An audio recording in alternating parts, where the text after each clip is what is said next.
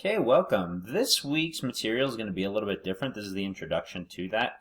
You're going to be going over a lot of information on metal and how metal is made originally for weapons, but later, as we saw when we get to the Steel Age, also for construction. So we'll be looking at some of the kind of the two most important metals. I'll go through what that's going to look like here, but really, this is going to involve looking at videos instead of pictures, because that's going to be a little bit more effective. So bronze and steel are the two metals we're going to discuss.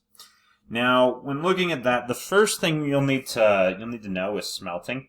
So it's a term that you'll see occasionally. You may have seen it in history or in other types of classes, but a lot of people don't really know what it means. So I want you to get a better sense of what the process is. So this is the major process of making metal, starting from raw ingredients and actually making the metal. So you want to know the ingredients, the process, and the end result. The end result is likely going to be some sort of metal object, and you'll see a number of different metal tools made in this week. And then know how the smelting process is going to be different for bronze versus steel. Then we're going to discuss casting. Now, we've done a bit of casting in the discussion of the bell and cannon casting in bronze. But this is an important method of making metal objects. And then you'll talk about what metals casting works for, and then what metals it's not as good for. Then we'll talk about forging. This is an alternative way of shaping metal objects, and it turns out it's a bit more effective for something like steel, and you'll see why that's the case. Now, it turns out that eventually steel, that in the modern era, while people still forge steel, people got very good at casting it, and the problems that the people had with casting steel initially are kind of resolved by using more technologically advanced processes.